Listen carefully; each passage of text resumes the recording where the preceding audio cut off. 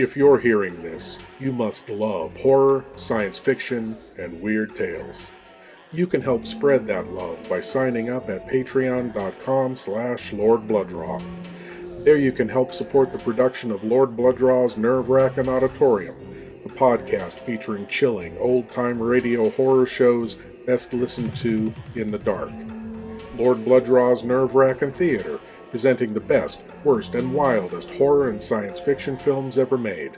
And Captain Paxar's Star Cadet Hour, the kind of show kids in the 60s and 70s would run home from school to see, featuring classic science fiction heroes like Flash Gordon, Tom Corbett Space Cadet, Captain Zero, and many more. Plus, if you sign up, you'll have access to exclusive content available nowhere else, like Lord Blood-Rah's B-movie reviews, radio episode commentaries, and more. Sign up today at patreon.com/Lord Blood-Rah for the love of horror. I'm so glad you're here. Allow me to introduce myself. I am Lord Blood-Rah. I host horror and science fiction films on my TV series, Lord Blood-Rah's Wrackin Theater, but here, in this cool, intimate darkness, I'll be presenting tales of horror and the uncanny solely for you, alone. In this auditorium within your mind, you will coalesce the settings and the players from the ether of your imagination. Your terror will be your own creation. This is the sorcery of sound, the subtle magic of old-time radio, horror.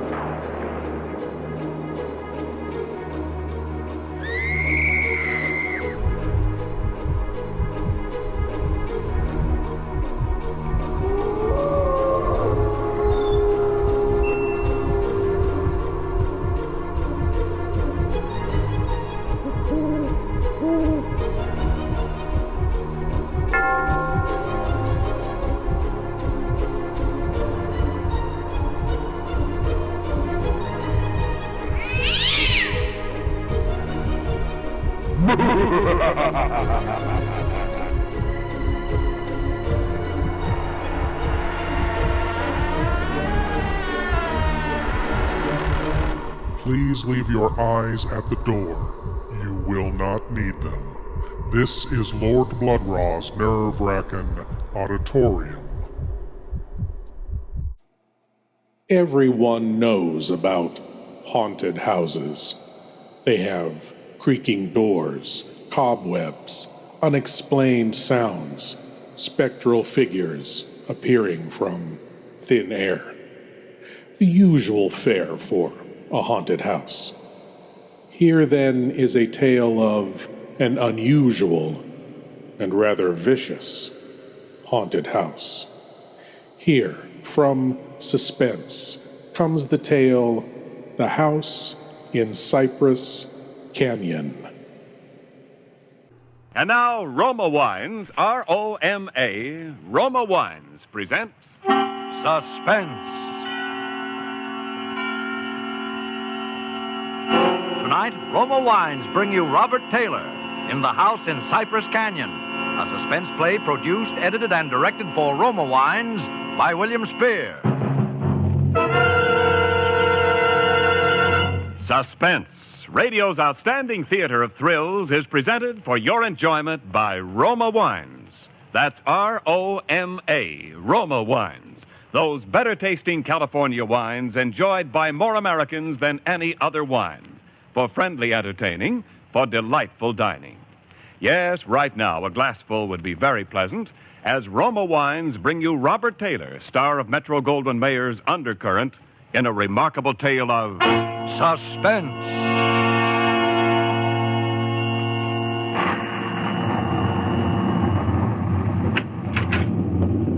Merry Christmas, Jerry. How's the real estate business? Kind of early with your greeting, aren't you, Sam? Well, I got to get them in sometime. I may not see you again until next Christmas. If this real estate racket gets any crazy, I'll be dead by next Christmas. I'm glad you could get up here, though, Sam. What's on your mind, Jerry? You'll probably shoot me when you hear it, Sam, because I'm probably nuts. But But doggone it, you're a detective and you're my pal, and I just had to tell somebody. Well, you sound like it's serious. That's just it. I don't know what it is, Sam, but... Now, listen, you know we're agents for a group of houses up in Cypress Canyon. Mm-hmm. Those places that were started before the war, never got finished. Oh, yeah. All I got in were the foundations, just concrete and a couple of beams. Well, they've been finished now. In fact, I'm putting up the for rent on the last of them today. What do you want? Police protection from the mob? Listen, Sam, this house that I'm talking about, it's got a number now, 2256. But before, when the men went back to work on it about 3 months ago, well, they just started when the foreman on the job brought me a shoebox that he'd found up on a beam. And this box had what do you call it, a manuscript in it, a story, kind of, all written out. Yeah. Well, he gave me the thing. I read it. I didn't think much about it. I put it in my desk. But the other day, and I happened to drive by there, I saw the number on the house and what the house looked like. I thought of this manuscript. And, well, I don't like it. That's all. There's something funny about it. What's funny about it? Well, mind you, this thing was found in an unfinished house in Cypress Canyon. House that was only just started building. All right. Well, listen, Sam, I want to read it to you if you got the time, and you'll see what I mean. All right, shoot. Well, here's how it begins. To whom it may concern, my reasons for setting down on paper what follows here will be abundantly clear to anyone into whose possession it may fall. First, let me say that I'm a very ordinary person. My name is James A. Woods. I'm 35 years old. By profession, a chemical engineer. My wife, Ellen, was a school teacher when I met and married her in Indiana 7 years ago. There's nothing in the past life of either one of us to suggest remotely any cause or reason for the dreadful thing that has invaded our lives. Our married life has been in no way different from that of millions of other average, reasonably happy, and congenial families. 3 months ago, I was ordered by my firm to take charge of a rather minor project in Los Angeles, Hollywood to be exact. The order was a sudden one. There'd been no time to secure accommodations, and conditions being what they are, the inevitable result was that until day before yesterday, we'd been living in the cramped quarters of one of those characteristic California motels. Needless to say, most of our spare time had been devoted to a search for something more permanent and comfortable, but the fruits of these efforts had been financially and in every other way a geometrical progression of discouragement. Until last Saturday afternoon, only 4 days before Christmas. We were driving into town on our way to a movie when Ellen saw it. Jim, look.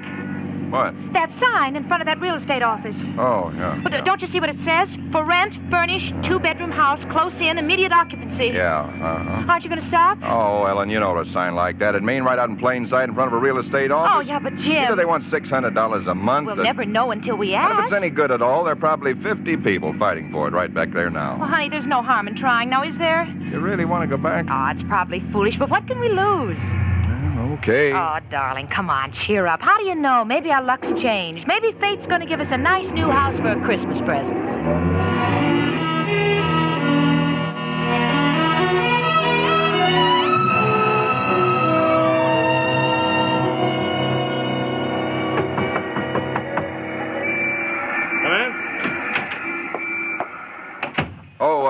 We're sorry to bother you, but we just happened to see that for rent sign outside. Oh, and, yeah, I hung it outside just this minute. Is the house available? Why, sure it is.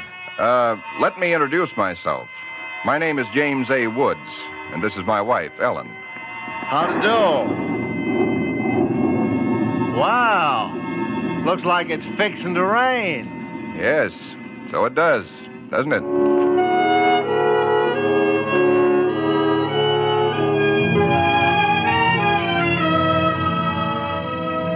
Well, it was one of those things. The real estate agent had just been authorized to rent the place by mail that morning, and he'd hardly had time to look at it himself and put up his sign when we drove up.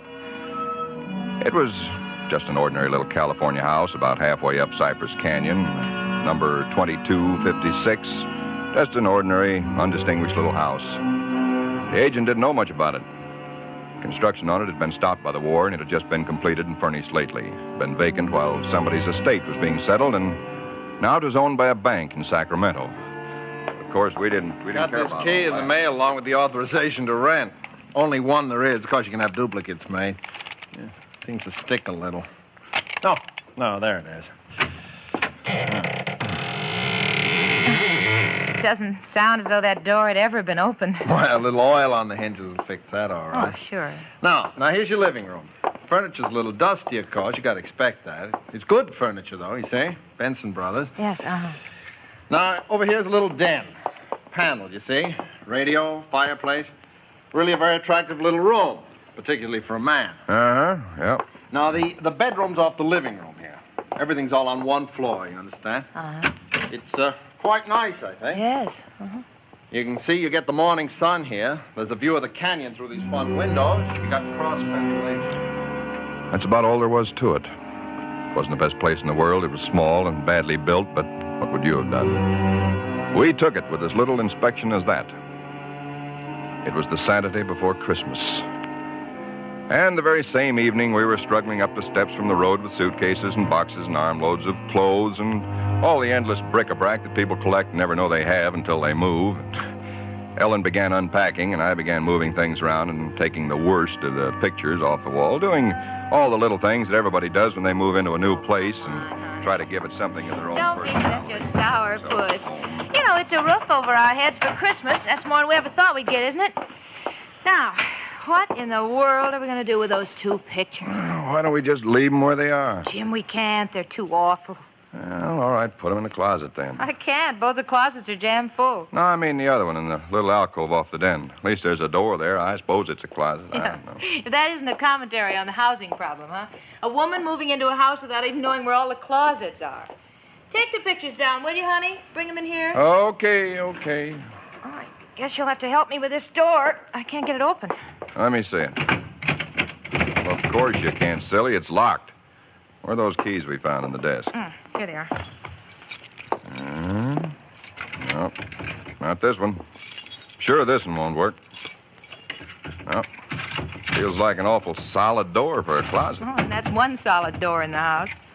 No, this one won't do it either. Well, we'll just have to get a locksmith up here on Monday. I'll put the pictures behind the desk, okay? Yeah, all right. Jim, if you could just help me move this armchair, huh? Oh, Ellen, will you let it go until tomorrow? You know what time it is? Oh, but, honey, I'd like to get the place looking just a yeah, little but it's bit. almost midnight. In fact, it's exactly...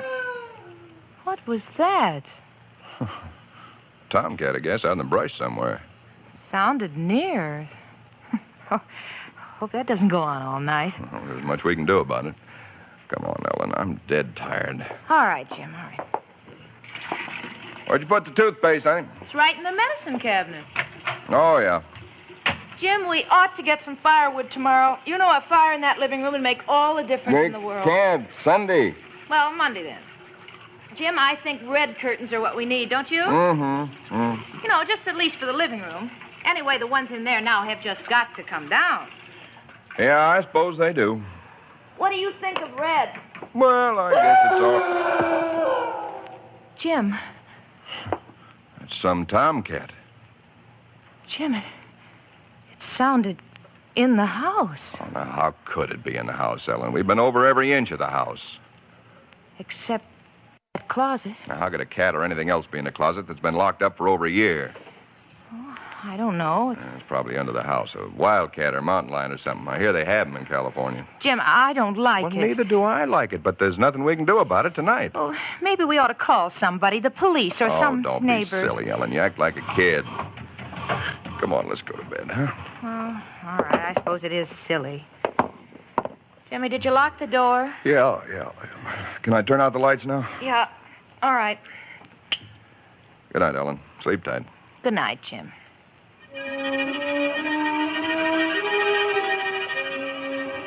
I don't know what time it was, perhaps an hour, perhaps only a half hour later. My mind was in that hazy borderland between sleep and a dream that's still part of consciousness. Then I was awake. Ellen, are you all right? Yes. Did you have a nightmare or something? No. I heard it, too. Well, that didn't sound like any cat. Put on the light. Yeah. It seemed to be out there, Jim, in the house somewhere. I'm going to look into this. Jim, you be careful. Come on. Where's my shotgun? In the den, I think. Jim, What? there's something wet What? Wet? running from under the closet door. Sticky. Ellen, don't touch it. I had to. Jim, it's blood.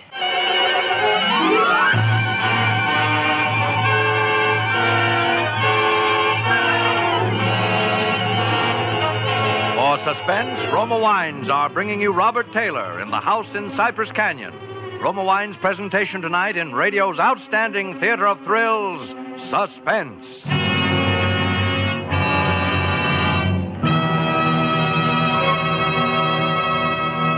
Between the acts of Suspense, this is Ken Niles for Roma Wines. These days before Christmas are busy ones indeed, yet smart hostesses everywhere find time for shopping and distinguished home entertaining later. The secret? Magnificent Grand Estate wines.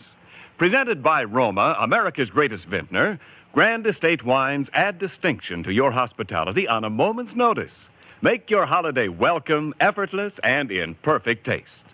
The brilliant clarity, full fragrance, and mellow taste of Grand Estate wines please discriminating people everywhere.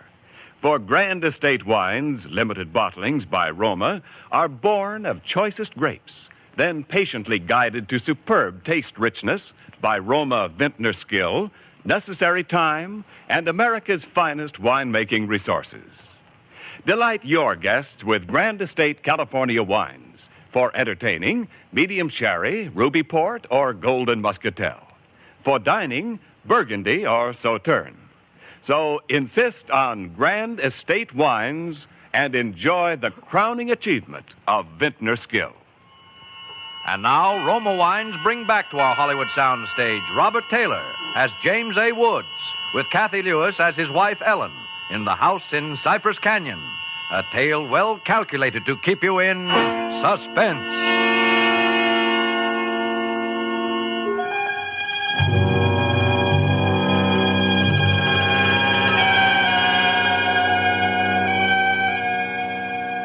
It cannot be too difficult to understand from the foregoing why I've taken the pains to set down in writing the events related here. To find in one's newly rented house a closet which cannot be opened is in itself certainly no great cause for alarm. But to be awakened in the stillness of the night by unearthly cries within that house, to find oozing from under that closet door something that is unquestionably blood, that's another matter. Perhaps others might have been braver than we. Suffice it only to say that we got out of the house in something very close to a panic, and only returned when we had the moral support of two stalwart Los Angeles policemen. You just moved in here, you say? That's right, officer. You can see we're still unpacking. And the place has been empty right along before that? Yeah, I don't know much about that part of it. You could check all that with the real estate agent, though. Well, where is this closet? Oh, it's right in here, officer. And the blood is... Where? Where's the blood? Jim? Officer, I swear to you, there was blood on the floor less than an hour ago. I saw it. Uh-huh. It was running out from under that door. We heard that noise, and we got up, and then we saw it. The door was locked. Locked, huh? Oh, no, Well, it seems to be all right now. Hey, you folks aren't trying to be funny, are you? Isn't there anything in it? No, ma'am, there is not. Look, officer, we're reputable people. You can call my firm. They'll tell you all about me. There's nothing wrong with this closet. Walls are solid. No trapdoors. If you think I'm lying... I didn't say that, mister. Oh, you probably did hear some sort of a noise, and you got a little panicky, and... What about the blood? It got on my hand. It isn't there now, is it? Yes, Where? I feel it. Now, you folks just take it easy. You know, you're liable to hear all kinds of noises up in these canyons at night. You're from the east, you say? Yeah. I'm sorry, officer. Ah, that's all right. That's all right. If you have any real trouble, call on us anytime. All right. Well, good night. Good night. Good night. Hey, you ought to have this door fixed. That's enough to scare you. Yeah, we're going to have it fixed.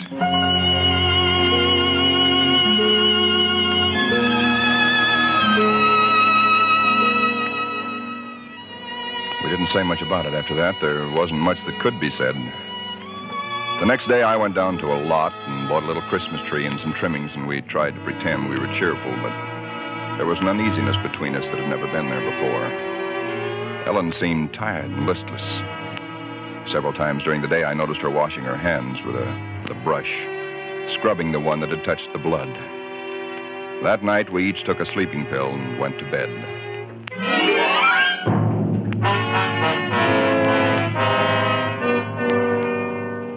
It was sometime after midnight when I was suddenly wide awake and staring into the darkness. In some way, I knew at once and instinctively what had awakened me. Ellen was not in her bed nor in the room. The nameless thing I feared gripped at my heart until I could scarcely breathe. I opened the bedroom door and started through the house, putting on every light that I could find. There was not much to search, but I searched thoroughly. The living room, the kitchen, bathroom, den, even the garage. And all the time, the dread of looking where I knew at last I must look. For I think I knew from the very first time where I'd find her. It must have been a full minute that I stood before that closet door. Then, I opened it. She stood there rigid, her arms at her sides, her fingers extended like claws. Her hair was over her face, her eyes stared out of it. Her lips were drawn back in a grin like an animal at bay. For a moment, I was frozen with the horror of it. I stretched out my hand. Very deliberately, she turned her head and sunk her teeth until they met into the flesh of my forearm. I'd raised my hand to strike at her, but already she'd relaxed her hold and gone utterly limp. She would have fallen unless I'd caught her. I carried her into the bedroom and laid her on the bed. Strangely, at that moment, my only thought was how I might revive her. Until I saw that it was not a faint, but a sleep that she'd fallen into. Sleep as deep and heavy as though she'd been drugged. And so I left her. But for me, that night, there was no sleep.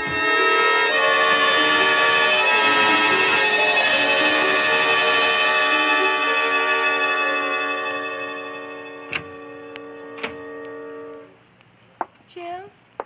Yes, Ellen? What are you doing up so early? Oh, I got a little restless. Make some coffee. Oh. Oh. I had the most wonderful sleep. And I feel so rested. Do you? Mm-hmm. Jim. What? What's the matter with your arm? Oh, I just heard it. Well, honey, it's terribly swollen. Let me see it. No, it's all right, Ellen. Oh, it isn't all right. You've got to see Dr. Wesley right away. Sure, I will. No, I now will. you promised me, Jim, that you'll go the first thing this morning. How'd it happen? Oh, there was a dog. A dog? Yeah, I heard him trying to chew through the screen door. I went out to chase him away, and he bit me. Well, you mean there's all that racket and I didn't even wake up? No, Ellen, you didn't even wake up.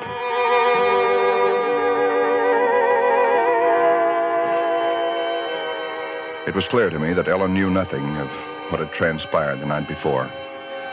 I went to my office that morning and made a pretense of going over routine business, if only to restore my mind to some semblance of calm by the sight and sound of common, familiar things. Pain in my arm had become a persistent, dull throbbing. I made a late appointment with Dr. Wesley. He treated my arm with something of an arched eyebrow, and he said, "Well, I've never seen anything quite like it before. That is such a rapid onset of infection."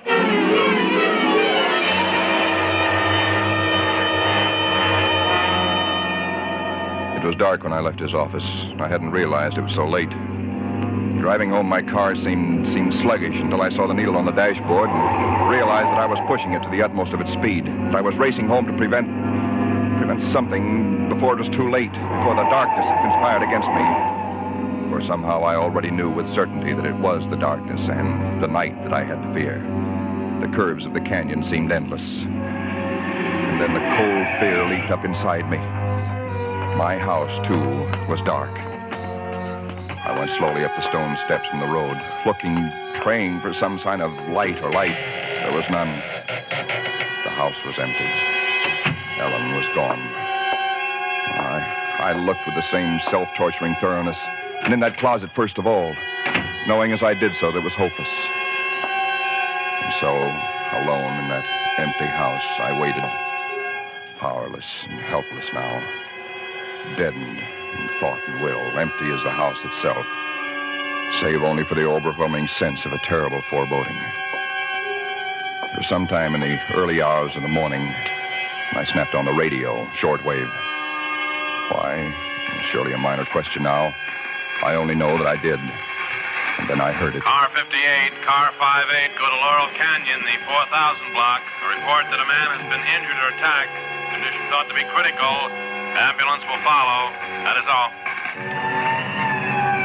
I was there almost before the police, edging my way through the little crowd, staring down at the man lying there in his white uniform under the streetlight. Yeah, the milkman, poor guy. I heard him scream, but when I got here, he was just like this. There's nothing around to stand back, stand back. Please stand back. Well, you again. I heard it on the radio. I live just down the road. Yeah, I remember. What happened? Well, take a look. Maybe you can tell us. He was dead. And he was lying on his back. And his throat had been torn out, as though by the fangs of some wild animal.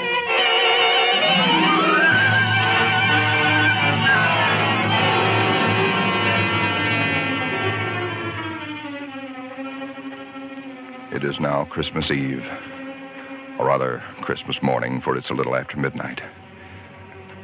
I've been waiting here in the stillness of this empty house for nearly 24 hours, waiting for the end. Already once tonight I've heard that dreadful wailing cry somewhere in the hills. I've nailed up the closet door, but that I know is childish and useless. My arm is horribly swollen and turning black, but that's nothing. It's another end that I foresee, as surely as other men foresee the rising of the sun. I hear the cry again. It's nearer now. I shall leave these notes in a sealed envelope and put it in a shoebox, in the hope that someone will give credence to these dark and terrible events, if indeed such nameless horrors can ever yield to mortal understanding. As for myself, I feel no longer any fear or even sorrow. Only a desire that the end and the thing that I must do may come soon. And it will be soon, I know. Yes. For there is someone at the door.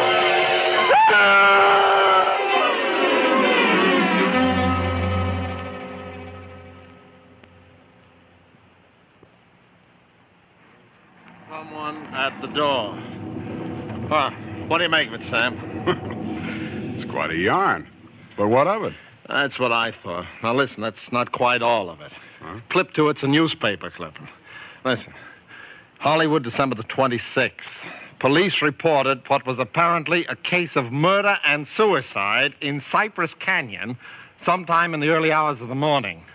The victims were James A. Woods, a chemical engineer, and his wife, Ellen. Preliminary investigation indicates that Mrs. Woods was killed by the blast of a shotgun in the hands of her husband, who then turned the weapon upon himself. That she fought desperately for her life, however, was evidenced by the disorder of the room and the severe lacerations inflicted upon her husband about the neck and arms. This is the second tragedy to be reported in Cypress Canyon within 24 hours, the other being the unexplained death of Frank Polanski, a milkman. Well, no such murders or whatever they were ever occurred, if that's what's worrying you. The clipping, well, you have those things printed up, you know. No, it's not that, Sam. That story was found in an unfinished house in Cypress Canyon. No number, no nothing, just a framework. Uh-huh. Now that house is finished. When I drove by it today, well, that's what stopped me, Sam, because it all fits. Now that it's finished, it is the house in the story, the same construction, the same vines and creepers on the lawn, even the same number. So what, a guy who knows roughly what this house is going to be like writes a yarn and loses it or something? Did he know the place was going to be listed for rental today, the Saturday before Christmas? Oh, Jerry, coincidence. Two bits you find the guy next door is a ghost story writer or something, and he's been wondering for a year what happened to that thing he wrote. Okay, coincidence. Well, I'm sorry I bothered you, Sam. Don't be silly. I liked it. It's a good yarn. That the for rent sign you were talking about? Oh, yeah, I'm going to put it up outside now. Uh-huh. Well, so long, Jerry, and Merry Christmas again. Yeah, well, thanks, Sam.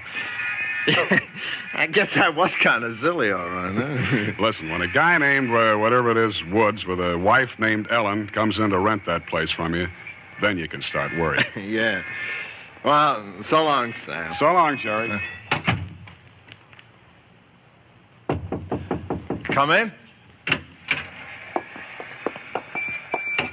Oh, we're sorry to bother you, but we just happened to see that for rent sign outside. Well, yeah, I hung it out just this minute. Is the house available? Oh, sure it is. Let me introduce myself. My name is James A. Woods, and this is my wife, Ellen. How do? Well, looks like it's fixing to... Yes, it does, doesn't it?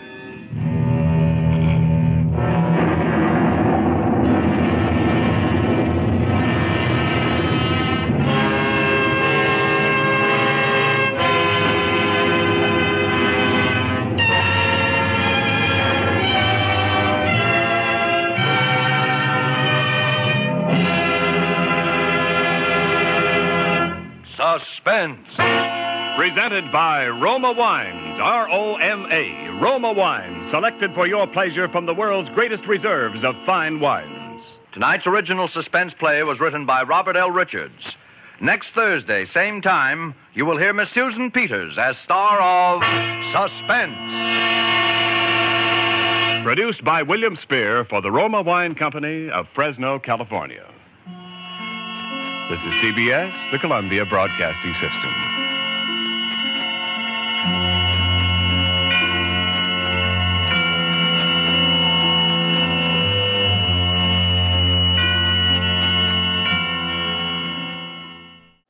Unexplained noises, a flow of disembodied blood, possession, murder, suicide, and a manuscript in a shoebox that seemingly traveled into the past to warn all involved of the terror to come.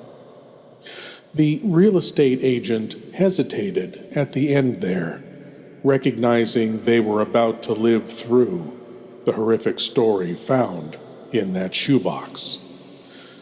The question is, does he refuse to rent the house? Can he refuse to rent the house?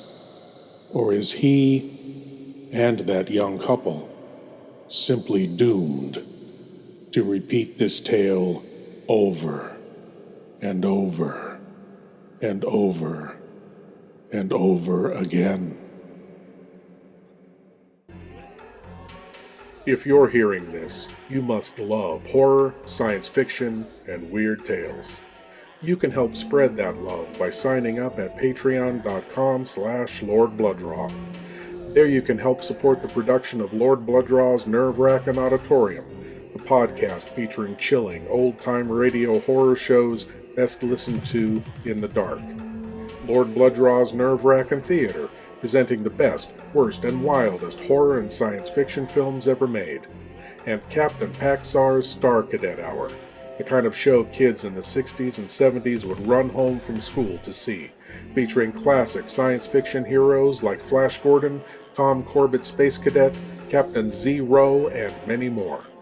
Plus, if you sign up, you'll have access to exclusive content available nowhere else, like Lord Blood-Rah's B-movie reviews, radio episode commentaries, and more. Sign up today at patreon.com/Lord Blood-Rah for the love of horror. Thank you for joining me in the Wrackin Auditorium, and I hope you'll come again. But now it's time for you to rejoin the, real world.